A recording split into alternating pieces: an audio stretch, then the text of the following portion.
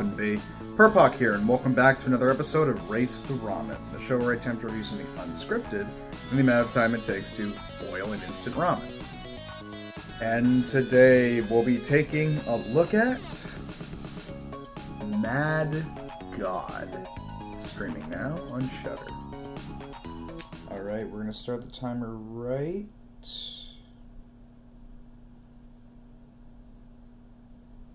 now. Okay, so, Mad God, or Phil Tippett's Mad God. This is an R-rated animated horror film made almost in its entirety by Phil Tippett, who is a stop-motion animator and special effects guru sort of guy, who has been involved in a lot of Hollywood productions over the course of a long time. He worked on the special effects for Jurassic Park, the original. He did the stop-motion effects for the hollow chest scene in the original Star Wars. He did work on RoboCop 1 for Ed 209. I think maybe also RoboCop 2, but not sure. Point is, he is a stop-motion animator, one of the best in the field. Most people would seem to agree on that. And he has spent the better part of 30 years, seriously, 3 decades, more or less, putting together his own personal passion project sort of thing, and that is Mad God. It's essentially, I guess, his own personal take on hell on earth. He claimed in interviews and supplementary material that it was inspired somewhat by Milton, and I think he's specifically referring to Paradise Lost and the interpretation of the events in the Garden of Eden and relooking at all that. But more or less, the movie is just an almost completely dialogue-free, almost wholly visually driven, nightmare experience. It is full of extremely well done, meticulously detailed, and well thought out animation. Some of the best stop-motion animation with some of the greatest detail I've ever seen. Visually, this movie's incredible.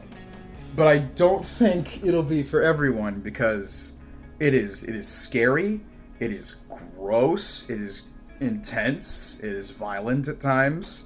It's just kind of throwing everything in there and seeing what sticks.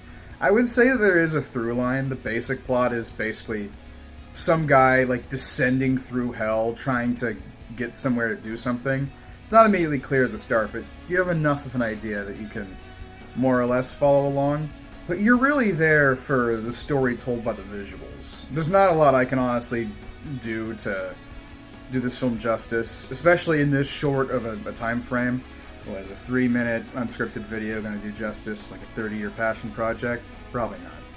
But if you're the kind of person who really enjoys experimental animation and wants to see animated movies that are, breaking the mold, not the norm, this R-rated, animated, weird hell on earth movie is for you. I loved Mad God. I thought it was awesome, and I highly recommend it. Hopefully that gave you a decent impression of what I think of the movie.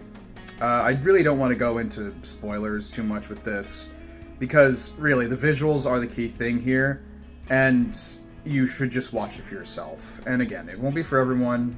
This is, definite for sure. I say a lot of the time, oh, movies I like are weird. This is one of those super weird movies. If you don't dig the vibe after 10, 15 minutes, I would not blame you for shutting it off, but if it hooks you, you're in for a treat, because it is seriously just one of the most enjoyable, just reveling in the medium of animation and doing cool, fucked up, dark, weirdo shit kind of movies I've seen in a while. I've already seen it 2 or 3 times, and I've got my problems with it, but I'm just happy it exists. I give Phil Tippett's Mad God a 9 out of 10. Again, I've got my problems with it. Very loose structure. You could argue it doesn't really make a ton of sense by the end. And I think the last few minutes are just pure confusion. But again, it's just a really nice thing to have. This movie and the recently released Marcel, the Shell with Shoes On, they're the opposite of each other. But they're both kind of the sort of animated movie I wish I could see more of. Atypical, and just trying for emotions that you don't normally see evoked through animation. And it's really cool to just see Phil Tippett's like persistence of vision, come to light. It's a lot like The Thief and the Cobbler, but it actually got completely finished. For zigzag then, it is the end.